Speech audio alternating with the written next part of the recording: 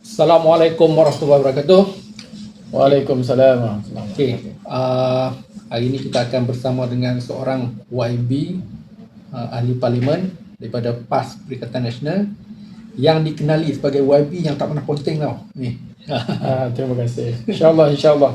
YB Wan Razali, ahli parlimen Kuantan. Okey YB, siap YB ya? Okey, Alhamdulillah. Hari ini kita tengok sidang parlimen dah berlangsung, kita tengok.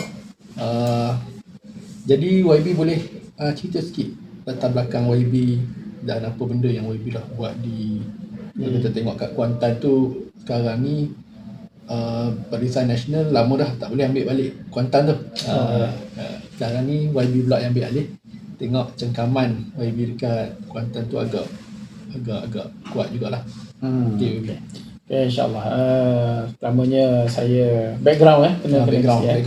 saya macam yang seperti disebutkan tadi lah. Ahli Parlimen Kuantan, Wan Razali bin Wano, ahli Parlimen Kuantan. Sedikit backgroundnya, ijazah sarjana muda pengurusan, dan juga sudah beristeri. Okey. Dan mempunyai 8 cahaya mata, Alhamdulillah. Jadi bertanding pun baru pertama kali lah. Pertama kali pada tahun 2022 baru ni lah, PRU ke-15 baru ni lah. Jadi Dulu aktif pemuda lah dulu biasalah. Maksudnya kita bermula daripada Dewan Pemuda lah. Pernah menjadi setiausaha Dewan Pemuda PAS kawasan Kuantan lah. Dulu sarjana pengurusan tu daripada universiti mana? Open University. Saya buat out campus. Okey. Saya buat PJJ. Jadi selepas pada STPM dulu saya tidak terus sambung pengajian, adalah masalah keuangan dan sebagainya. Jadi saya bekerja terus, dan semasa bekerja saya sambung ijazah pertama saya lah.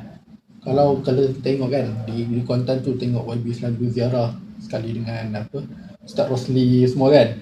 Jadi aktif juga jabatan amal sana tu. Boleh, macam mana jabatan amal kat sana, apa program-program yang program amal lah, program amal.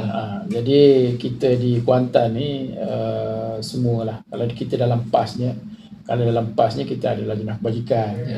Kita ada Dewan Pemudanya ada di Jabatan Amal. Jadi dalam ziarah ni memang kita ada tim ziarah, di mana dalam program kebajikan kitanya di Don Tanjung Lumpur, saya follow apa yang YDP PAS kawasan jugalah. Don Tanjung Lumpur Ustaz Rosli berjabat. Maknanya dia ada tim ziarah Don Tanjung Lumpur. Saya pun sekali dengan tim ziarah Don Tanjung Lumpur. Dan juga pada masa yang sama kita wujudkan tim ziarah di Don Indrapura dan juga tim ziarah di Don Trontong. Jadi program ziarah ni adalah sebenarnya adalah program kebajikan yang mana kita rasa dekat dengan semualah masyarakat Kuantan. Bila kita ke ziarah ni banyak sangat kelebihan dia. Banyak sangat kepentingan dia, kelebihan apabila kita tengok orang sakit, bila kita tengok orang kurang kemampuan, kita rasa maknanya bersyukur Allah beri kita sihat. Allah bagi kita boleh berjalan pergi mari dan sebagainya lah. Dan juga apabila kita ziarah orang, kita juga dapat satu cuba bantu mereka selesaikan masalah. Ada di mana mereka tak pernah tahu cara nak memohon JKN, kita bantu untuk isi borang dan sebagainya. Ada yang mereka tak pernah tahu pun ada majlis agama boleh permohonan untuk mereka, mereka yang susah. Jadi kita bantu bagi borang, kita bantu isi dan sebagainya. Jadi kalau kita tidak pergi ziarah, kadang-kadang kita mengharapkan mereka ini jabatan-jabatan dan sebagainya, harap orang yang mempunyai kelayakan pergi ke pejabat untuk memohon. Walhal mereka itu tidak tahu. Maknanya kita pergi sendiri kepada rakyat. Apabila kita pergi, tahu masalah rupa-rupanya masih ada mereka yang tidak tahu untuk buat macam mana jika keadaan mereka begitu. Ya, betul. Jadi itu penting.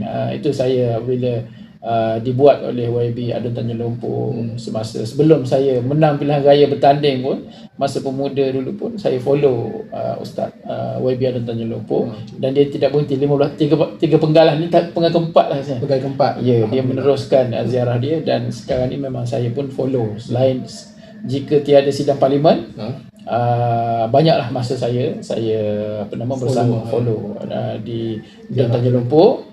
Kita create di Dun Indrapura, Okey. buat satu tim ziarah Dun Indrapura, dan kita buat tim ziarah juga di Dun Teruntung. Teruntung. Okey.